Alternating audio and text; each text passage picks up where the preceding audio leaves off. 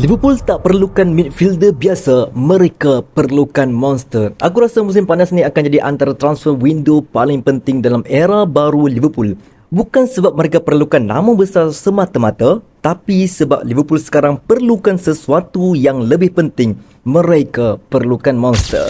Betul-betul monster di midfield. Sebab kalau kita tengok, midfield Liverpool sekarang terlalu lembut, terlalu mudah ditembusi, terlalu mudah hilang kontrol bila game jadi chaos. Dan aku rasa semua fans Liverpool boleh nampak benda ni musim ini. Dulu Liverpool paksa lawan rasa penat, sekarang Liverpool pula yang nampak penat. Dan sebab itu, aku rasa rekrutmen musim panas ini akan menentukan sama ada projek Arne Slot berjaya atau mula runtuh perlahan-lahan. Jadi, dalam video ni, aku nak bincang beberapa nama yang bagi aku boleh jadi monster baru Liverpool. Bukan sekadar pemain hype, tapi pemain yang boleh ubah identiti Liverpool semula. Pertama, Adam Wharton, otak yang Liverpool dah lama hilang. Kalau aku kena pilih seorang pemain yang paling Liverpool signing sekarang, aku rasa Adam Wharton dekat atas sekali. Kenapa? Sebab dia ada sesuatu yang Liverpool dah lama hilang. Control. Dia bukan jenis midfielder yang nampak flashy. Dia bukan pemain yang buat step over 20 kali, tapi cara dia kawal permainan sangat matang. Kadang-kadang bila aku tengok dia main, aku nampak sedikit aura Thiago campur Carrick. Tenang, smart, sentiasa tahu angle passing, dan yang paling penting, dia sangat bagus progress ball dari bawah.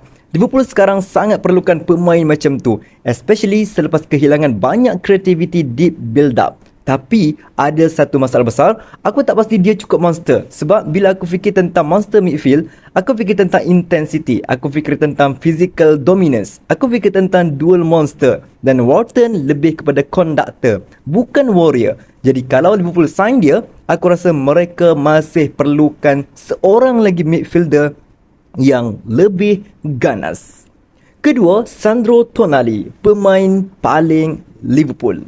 Kalau tanya aku siapa midfielder yang paling sesuai dengan DNA Liverpool, jawapan aku mungkin Sandro Tonali. Serius. Dia ada semua benda yang fans Liverpool suka. Intensity, leadership, energy, aggression, work rate. Dia jenis pemain yang buat stadium hidup. Dia tackle macam orang yang tengah marah. Dia press macam orang yang kena rasuk. Dan dalam masa yang sama, dia technical. Itu yang buat dia ni special. Aku rasa kalau Tonali masuk Liverpool, Anfield akan jatuh cinta dengan dia dalam masa 3 game je. Masalahnya, harga dia mungkin gila sikit lah.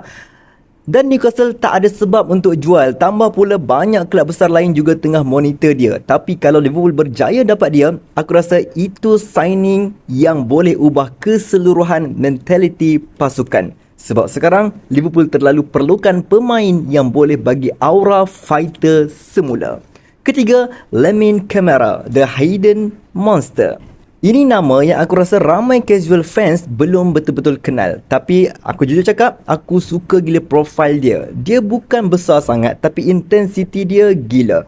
Dia menang duel, dia agresif, dia aktif, dia sentiasa bergerak. Dan benda paling aku suka, dia main dengan urgency. Liverpool sekarang sangat perlukan urgency tu. Kadang-kadang, bila aku tengok Liverpool musim ni, aku rasa mereka terlalu santai, too comfortable.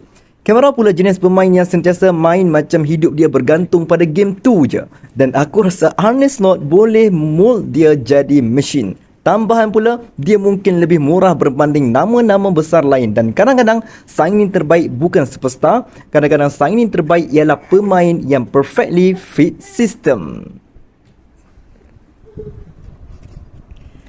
Keempat, Elliot Anderson, mesin yang paling menakutkan. Aku rasa Elliot Anderson ni between semua target mungkin paling komplit dan mungkin paling Premier League ready. Work rate dia gila. Dia menang duel macam orang yang tak penat. Dia boleh defend, dia boleh carry ball, dia boleh attack, dia boleh press. Dia ni macam midfielder yang wujud khas untuk Premier League. Dan benda paling scary, dia baru 23 tahun. Aku rasa kalau Liverpool berjaya dapat dia, dia boleh jadi jantung midfield untuk 7 ke 8 tahun. Masalahnya sekarang ramai kelab besar tengah tengok dia ni. Manchester City, Manchester United dan lain-lain. Dan Nottingham Forest pasti akan demand harga yang besar. Tapi jujur, aku lagi rela Liverpool spend besar untuk midfielder macam ni berbanding beli pemain flashy yang tak sesuai dengan sistem. Kelima, kita ada Anderson. Pemain yang ramai tak cakap pun. Aku rasa Ederson daripada Atalanta ni sangat underrated. Serius. Dia ada physicality, dia ada aggression, dia ada ball carrying, dia ada defensive instinct. Dan paling penting, dia dah biasa main dengan sistem yang intensity tinggi. Atalanta antara pasukan paling agresif di Eropah dan itu sebab aku rasa dia boleh adapt cepat dekat Liverpool.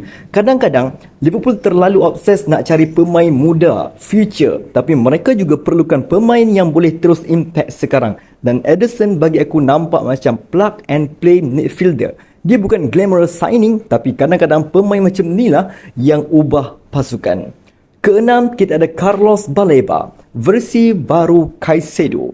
Aku rasa kalau ada satu nama yang boleh jadi next master Premier League, Carlos Baleba mungkin salah seorang daripadanya. Dia ni frightening, power, athletic, aggressive, dynamic. Kadang-kadang bila kita tengok dia, aku nampak sedikit aura Caicedo dulu. Dan kita semua tahu Liverpool pernah cuba untuk dapatkan Caicedo. Aku rasa Baleba ni boleh jadi versi baru obsession tu. Tapi macam biasa, Brighton tahu jual pemain harga dia pasti melampau. Dan Liverpool mungkin fikir banyak kali sebelum spend terlalu besar lagi untuk midfielder muda. Bukan semua monster sesuai dengan Liverpool. Ini benda penting. Kadang-kadang fans fikir beli je pemain agresif. Tak semudah tu. Liverpool perlukan balance sebab kalau terlalu defensif, build up rosak. Kalau terlalu technical, intensity hilang. Sebab itu, aku rasa rekrutmen kali ni sangat susah. Liverpool perlukan midfielder yang boleh defend, boleh press, boleh progress ball, boleh survive physical battle dan ada football IQ yang tinggi. Pemain macam ni sangat rare, sangat mahal. Dan sebab itu, banyak kelab sekarang desperate cari number 6 elite. Siapa pilihan aku? Kalau aku sporting director Liverpool, aku akan cuba dapatkan 2 midfielder, bukan satu. Sebab bagi aku masalah Liverpool terlalu besar untuk diselesaikan dengan satu signing sahaja. Pilihan pertama, Tonali, sebab dia boleh ubah mentaliti pasukan terus. Kedua, Lamine Camara atau Elliot Anderson untuk tambah intensity dan energy. Sebab Liverpool sekarang perlukan kaki-kaki yang gila dekat tengah padang. Mereka perlukan pemain yang buat lawan rasa game ni akan jadi neraka. Aku tak nak Liverpool jadi pasukan yang cantik tapi lembut. Ini ketakutan terbesar aku sekarang. Aku tak nak Liverpool jadi pasukan yang cantik passing, cantik possession, cantik build up tapi kalah bila game jadi perang.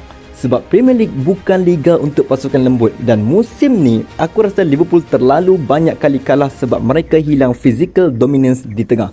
Dulu Liverpool control chaos. Sekarang mereka tenggelam dalam chaos. Dan itu sebab aku rasa musim panas ni sangat besar. Aku masih percaya Liverpool boleh bangkit. Aku masih percaya projek slot belum gagal. Tapi mereka perlukan sesuatu yang sangat penting musim panas ni. Bukan sekadar signing, mereka perlukan identiti baru. Mereka perlukan monster baru. Sebab kalau tidak, aku rasa Liverpool akan terus jadi pasukan yang almost hampir cukup bagus, hampir boleh menang, hampir boleh compete.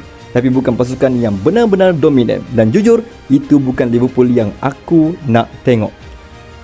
Tentang Arne Slot, kita tak dapat sebarang berita yang mengatakan mungkin Arne Slot akan digugurkan sebelum musim panas ni.